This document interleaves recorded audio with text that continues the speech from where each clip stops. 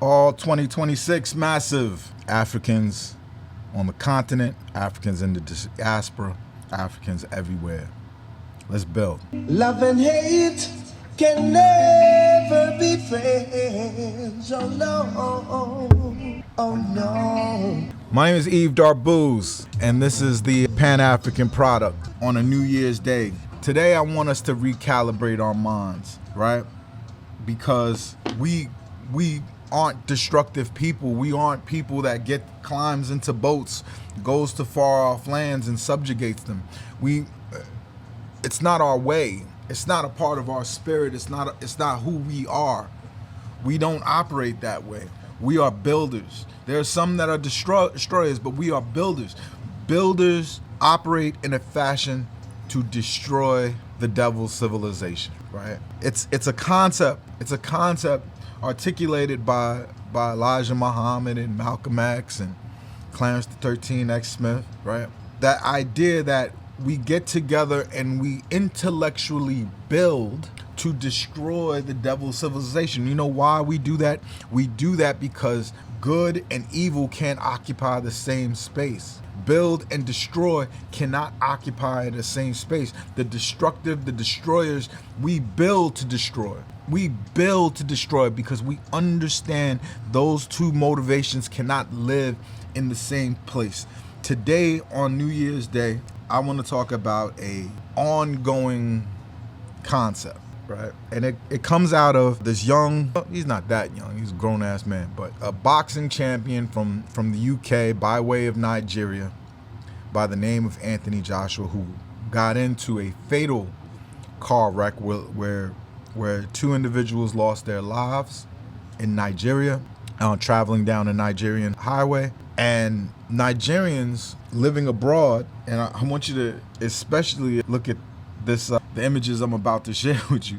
It's the concept that there are Nigerians making videos living abroad, which is worse. There are Nigerians basically looking at these videos and looking at what happened to Anthony Joshua and saying, well, see, that's why you don't go to Nigeria. Anthony Joshua's accident in Lagos, Nigeria should act as a reminder for Africans in the diaspora to stop fantasizing about Africa. What you saw in that video where you had an accident, people got brains crushed out, they're lying on the road, and there is no paramedics, no emergency support, that is the reality of what most people have to live by. The Nigerians aren't serious. You are the Nigerians. Because you got to escape, that makes you not Nigerian anymore. That makes you capable of talking down to Nigerians, right? That makes you you know, when they say that these genetically inferior people can't govern themselves, you're basically repeating it and sponsoring it and giving it legitimacy. In Nigeria, one of the things that I learned and noticed, like the young kid who drove us around and took us everywhere, and going to Lagos is not going to Nigeria. So I understand that I haven't been to Nigeria yet. I've been to the island where, like this soup, the island was reserved for the colonials. And when a small percentage of the Nigerians started realizing wealth, they went to Lagos to live in the places where the Nigerians, where the colonizers before them lived. The same thing, the same phenomena is happening. It happens in Haiti. If you go to the high elevation places in like Kenskoff, I think there's something else, I'm drawing a blank, but doesn't matter. You go to the north, you go to the mountainous areas of Haiti, it's cooler, it's cold in the morning, but that's where they all lived. And the moment we kicked out the French, the elite of the island, or what would become the elite of the island, would then take their place in these places and then have a flippancy about it, have a judgment of the other people who live down at the bottom of the mountain. And one of the greatest tragic metaphors I've ever seen is during the earthquake, where the earthquake destroyed the homes at the top of the mountain, and then the mountain, the debris and everything at the top of the mountain just landed on the poor Haitians that live at the bottom. And then no one judges the idea of that Haitians get to build their houses any way that they want. My libertarian friends, if you love libertarianism and want to see what libertarianism looks like, fully activated, fully recognized, because the white people that you honor and you think they're so incredible, there's a whole big group of them called the libertarians, who want to live how people live in Nigeria, how people live in Haiti, how people live in Jamaica, where you have these class systems that put certain people at the top. They send their kids all over the world to get educations, and they come back not as builders, not as prodigal sons, but as people who come to laugh at our lack of progress. I want you to listen to this young man, this young Nigerian dude from in the diaspora, basically sit here and tell you everything that's wrong in Nigeria as he sits in his Tiffany blue, or is that some kind of weirdo turquoise car, right? Because he must have money. He's filming inside of his car, which is not a bad place to film. I'm gonna do some content from inside my car too. But listen to how he talks.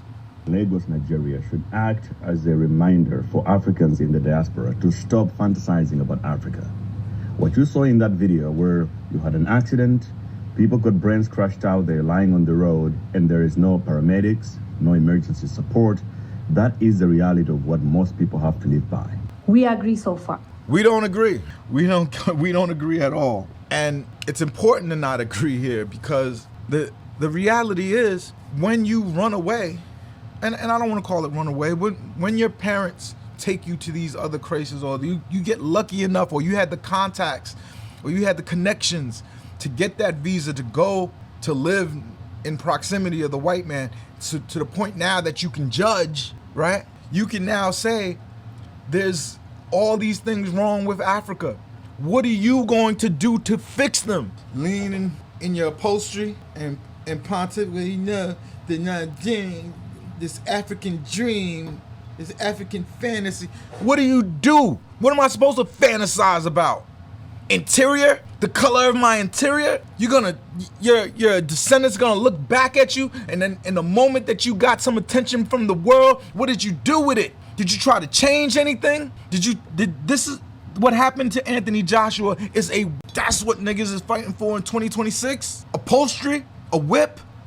I'm looking at what looks like he in his late 30s, mid 30s. You in your mid 30s, you still posing in cars? You in your mid 30s, you still posing in cars? And you come from another completely other country? Come on, man. Come on, bro. Come on, Africans. And for my Pan-Africans, do not be disheartened. It was always going to be the minority of us who would see these signs, who would see what happened to Anthony Joshua. What I'm gonna do is, I'm gonna send a very rich man a copy of my book for free. I'm gonna figure out who his agency is, and I'm gonna send him the book. I'm afraid to send it to the agency because, they'll probably block him from seeing it. They don't want Anthony Joshua with information in his head. But Anthony wanted to celebrate in Nigeria with his people, and he was having a good time. And then this tragedy happened, and he almost lost his life because we are a settler colonial construct. We are what they built. They build a road there. It is there to extract our stuff. It's that simple. You have to decide whether this is the way you want to live going forward or not.